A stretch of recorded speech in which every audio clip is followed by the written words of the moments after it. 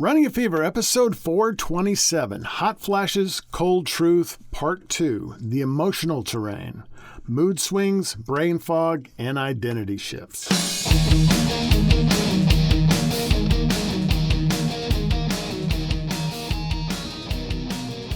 Welcome to Running a Fever. My name is Michael Davis, and this is a show about fitness, diet, and medicine. My goal is to live a long, healthy, happy, active life right up to the very end. And part of that journey involves navigating the challenges of the middle part of life, which is what we've been discussing in this series. In the last episode, we provided an introduction and attempted to demystify menopause by defining and describing it. We heard some real stories about people going through the change and how it affected their lives. In this episode, we'll again hear from some real people, and we're going into the emotional and mental aspects. How does menopause, and specifically the reduction in estrogen, affect one's mental health and emotional well-being? We'll delve into some science, discuss how it feels and why, and offer some coping strategies that may help you or your loved one navigate through the change with greater ease.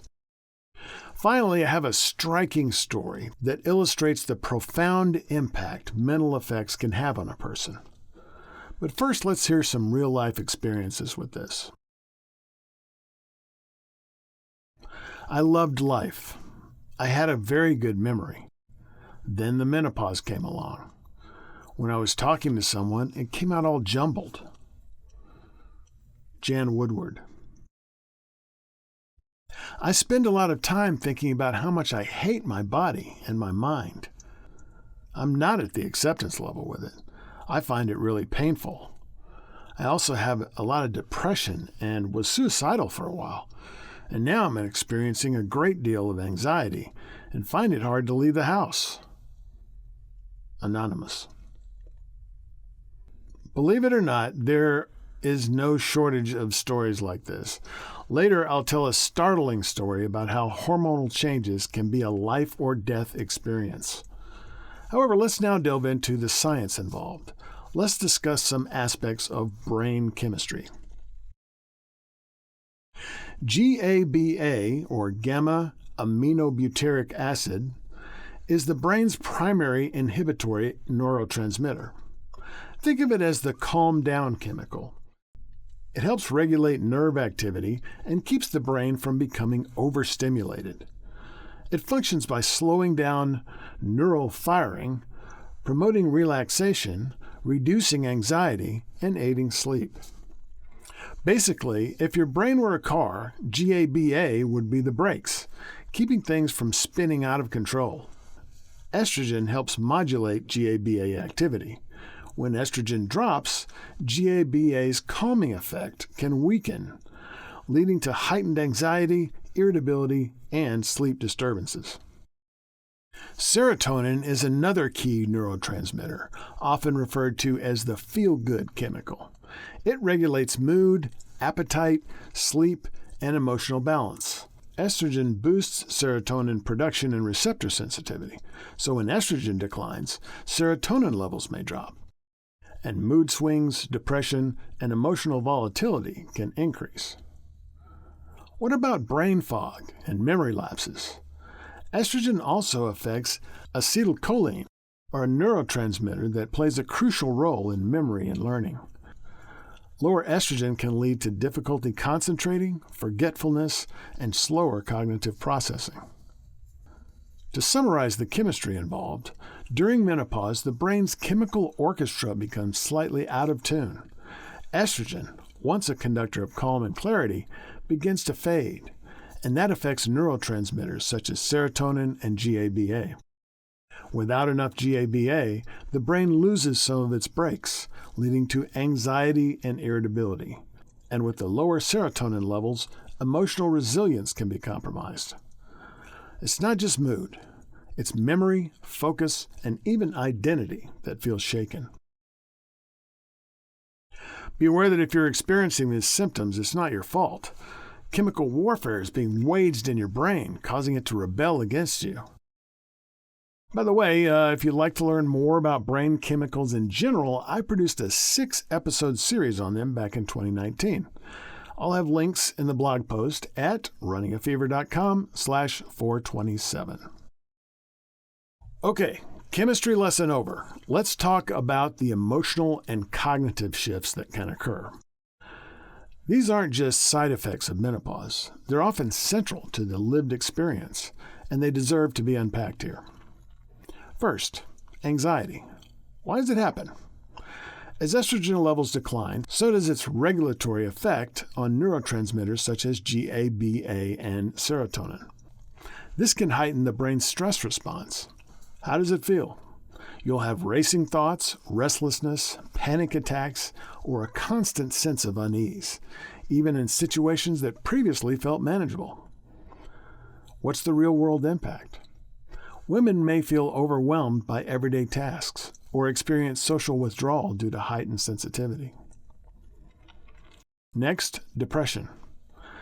Its biochemical roots that lower serotonin and dopamine levels can lead to mood dips, loss of motivation, and emotional numbness.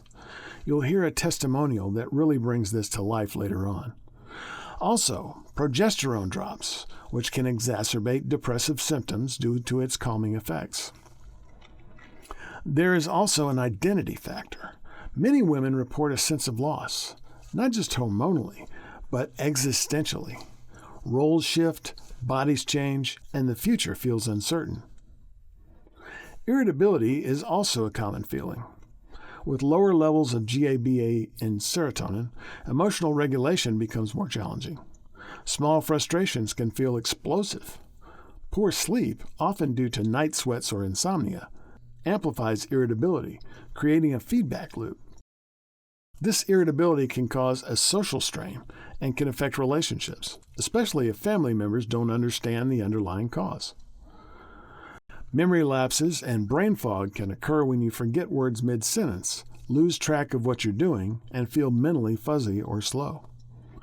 Memory lapses can be frightening, especially for women who take pride in their sharp thinking. It can feel like losing a part of oneself. Imagine waking up and feeling like your brain is wrapped in gauze. You forget names, lose your train of thought, and snap at someone you love, then wonder why. It's not just mood swings. It's a rewiring of the emotional and cognitive landscape, driven by shifting hormones and neurotransmitters. Anxiety, depression, irritability, and memory lapses aren't signs of weakness. They're signs of transition. We know about the problems now. You've probably had enough of all that. Maybe you don't even care what causes these things. You just want to see what you can do about them. Here's some suggestions I've found. Cognitive Behavioral Therapy, or CBT. This is the kind of thing a psychologist would lay out for you. It's a tool used to address a wide range of psychological issues. CBT is a structured, evidence-based therapy that helps reframe negative thought patterns.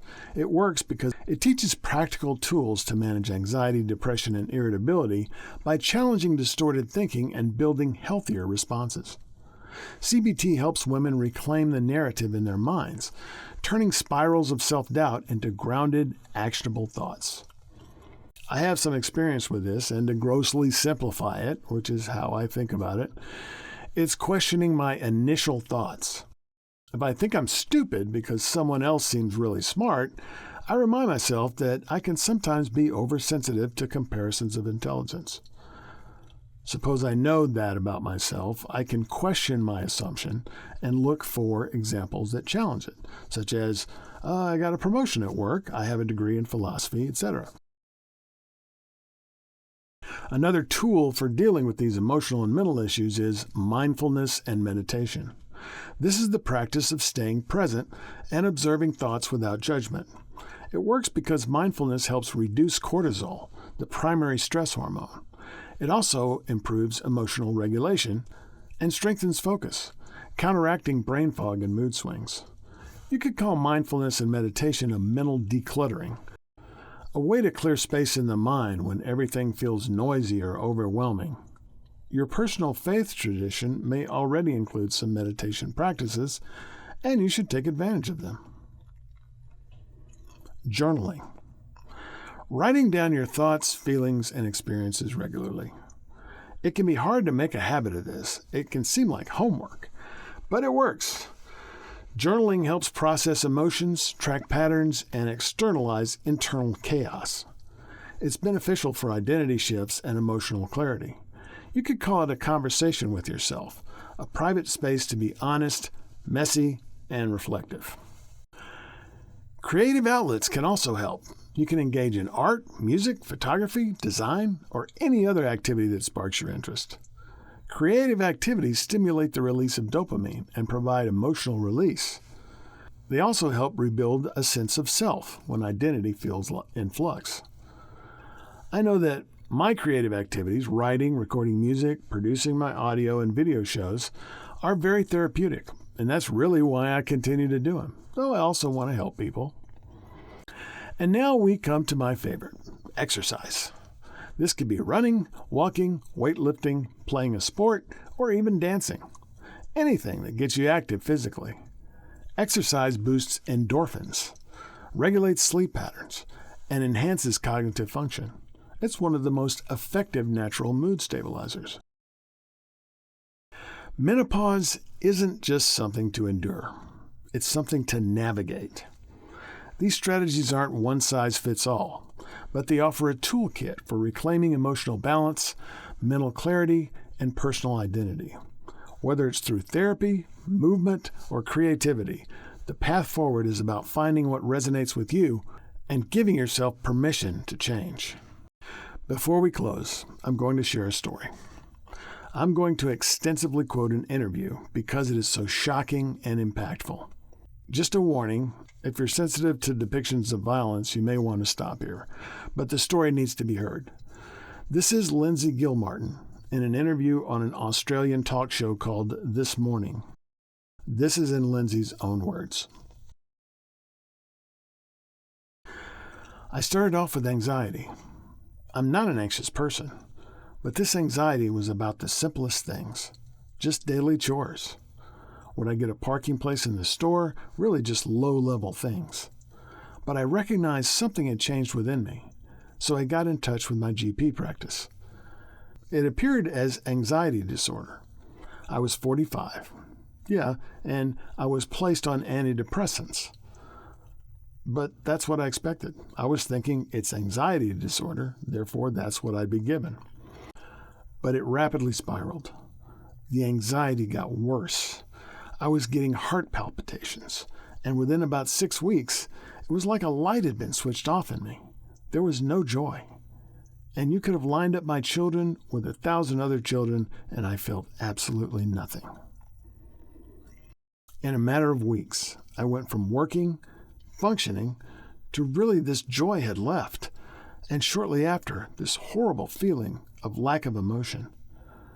The intrusive thoughts came, constant thoughts of suicide, and just not wanting to be here. As an aside, Lindsay was what they call sectioned, which in Australia is what you get is when you get admitted to a mental health facility against your will. This is possible under each state's Mental Health Act in Australia. In the United States, we would say committed instead of sectioned, but in the U.S., this is still a valid legal process as well. Continuing. At this point, I certainly made it known that that was what was going to happen, but it was later down the line that I actually attempted suicide. I was in an inpatient facility for, I think, 6 weeks. They tried different antidepressants, different combinations, and I was given ECT, which is electric convulsive therapy. It is used in extreme cases. These intrusive thoughts, they were just 24/7. It's so hard to explain the mental torture. It was never, this could be hormones, so maybe there's a different route. I came out on a weekend leave and saw my children for the first time in 6 weeks. And it was like being a stranger in my own home. Then I tried to kill myself. And thankfully, it didn't go to plan. I did sustain some serious injuries. I fractured my spine and my pelvis in a few places and caused some real damage to my left foot. And I was then in a trauma orthopedic ward. So I was out of the inpatient facility and they were treating my physical symptoms, whereas my mental symptoms were, in fact, even worse. I was still trapped in a physical situation as well as a mental. The HRT, hormone replacement therapy, it was literally within 28 days. It was like waking up from a nightmare, and I was me again. It was horrifying to relive what had happened. But then again, I was just so grateful that I was back. I feel great now. It was really like an awful period in my life. I had no idea I was perimenopausal. That wasn't on my radar. It can't just be me. An expert in the same interview said that doctors are not taught about the mental effects of menopause, even in psychiatric training. Wow. So, if you thought this thing wasn't serious, I hope you're thinking differently now. Menopause is literally a life-threatening condition, and even doctors don't talk about it. They don't get training on it. This is why I'm doing this. Things need to change, people. We're not done yet. Next time, we'll talk about andropause, which happens in men as testosterone decreases with age.